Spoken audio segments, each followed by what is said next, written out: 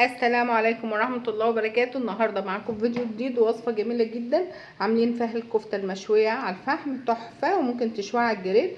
وعاملين فيها الطرب بشكل مميز، الطرب التركي بشكل مميز وجميل جدا. يلا كده نسمي الله ونشوف عملنا وصفتنا الجميلة دي ازاي. بسم الله الرحمن الرحيم. بسم الله الرحمن الرحيم. النهارده هنعمل الطرب بطريقة سهلة وبسيطة جدا. كل اللي انا عاوزاه لحمة مفرومة ماشي، ويكون فيها جزء من الدهن. انا مفيش يعني هي حمرا، حطيت اهو جزء من الدهن هفرمه ماشي. بصلايه، طماطميه صغيره جدا، ملح وفلفل اسود وشطه، بس كده. معانا هنا ده الطرب. اول حاجه هفرم بس اللي هي الضاني دي، فرمتها اهي شويه. هضيف عليها البصل عشان تساعدها على الفرم كويس.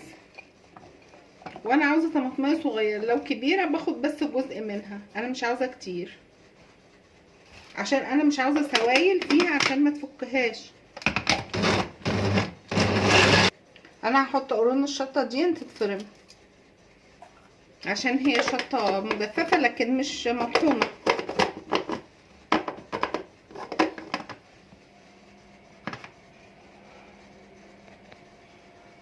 اهو اتفرمت كويس بالشكل ده. اضيف بقى اللحمه، حطيتها بس كده في مكان واسع شويه، والملح والفلفل. اللحمه تكون مفرومه وشين، لو مفرومه وش واحد بعيد انا فرمها.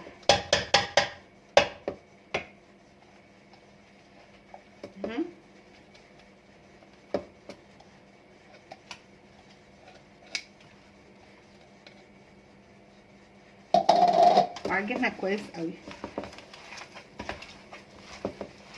انا عايزاها كلها تدخل في بعضها كده وتتعجن كويس قوي.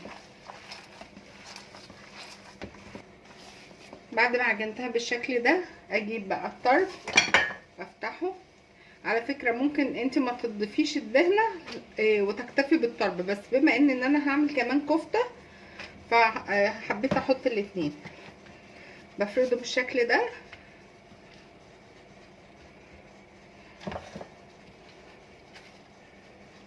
اهو.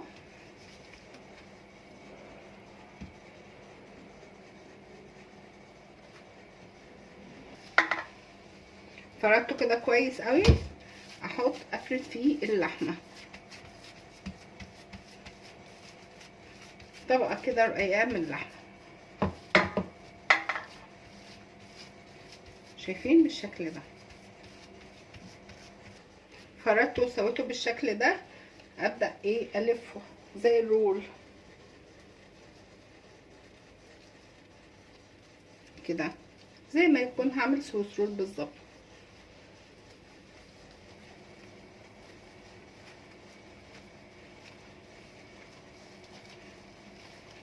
بالشكل ده.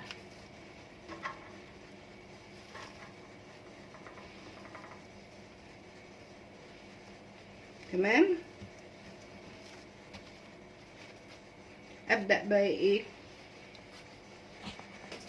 بعد ما عملتها بالشكل ده ابدا اقسمه اتنين كده بالشكل ده اهو. ممكن كمان 4.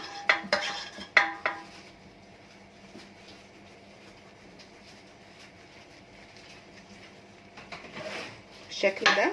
شايفين عامل زي الرول ازاي؟ تحفه اهو.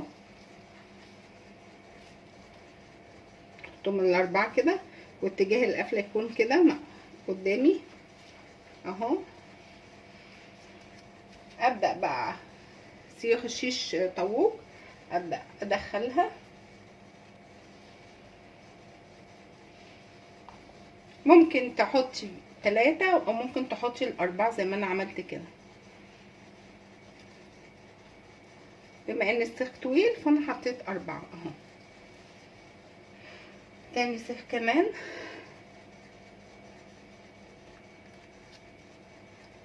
بالشكل ده.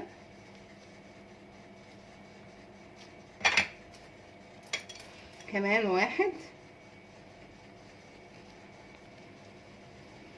بعد ما عملتها ابدا بقى ايه، اقطعها كل سيخ كده لوحده بالشكل ده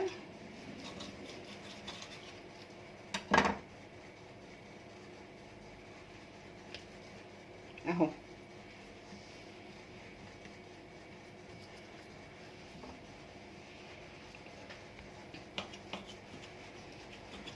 بالشكل ده سكينه حاميه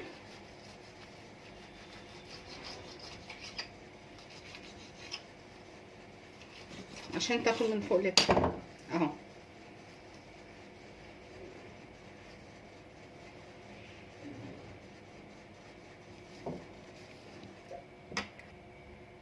اكمل بقى اقطع الباقي كله، هما 5 سيوخ تقريبا. يلا نكملهم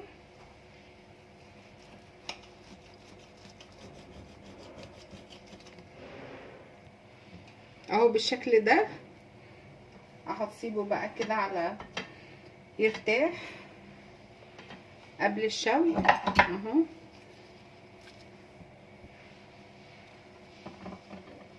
ودول قسمتهم كده في 2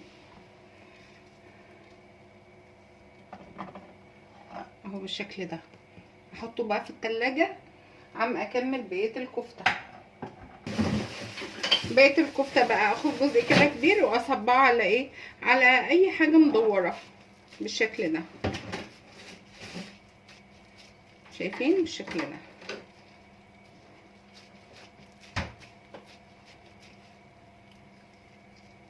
اهي.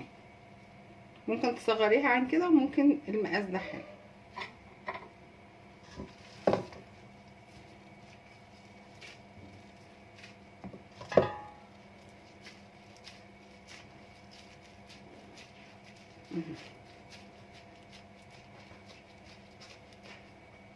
شايفين بسحبها كده بالراحه اهي. اكمل بقى الباقي كله اهي. بعد ما خلصت بقيه الكفته اسيبها برده شويه تريح وبعد كده ابدا اشوي. ممكن تسخني الجريل كويس قوي او الطاسه وتبداي تشوي عليها وبعد كده تعملي حته فحمايه، وممكن تعمليها على الفحم زي ما انت عاوزه. اسيبها ترتاح شويه وارجع لكم تاني اهو. بعد ما سخنت الفحم قوي احط الطرب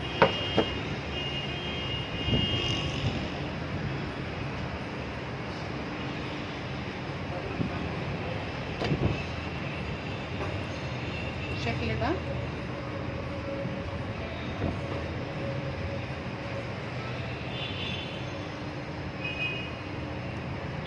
وابدا اشويه بقى.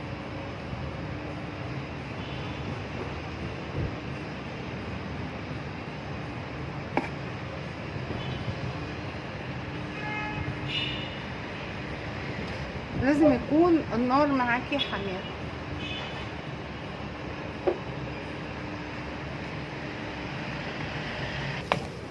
شايفين ما شاء الله بدأ تتشوى من الجنب ده. بقلبها على الجنب التاني بالراحه كده اهي.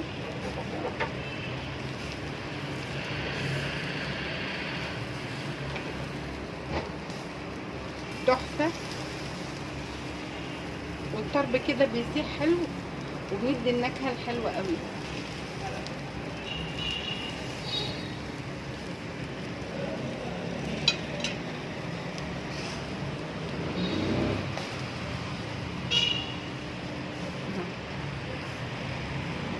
انا هكمل شويها كلها وارجع لكم تاني.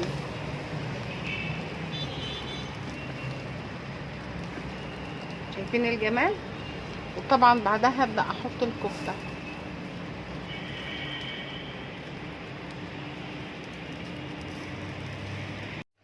اهو. بعد ما شويت الكميه اهي ما شاء الله اللهم بارك بنزلها على فرشه بقدونس. شايفين الجمال. ممكن ان انا اشيلها من الستيك ده او اسيبها براحتك خالص. ان شاء الله تحفه. والكفته جميله جدا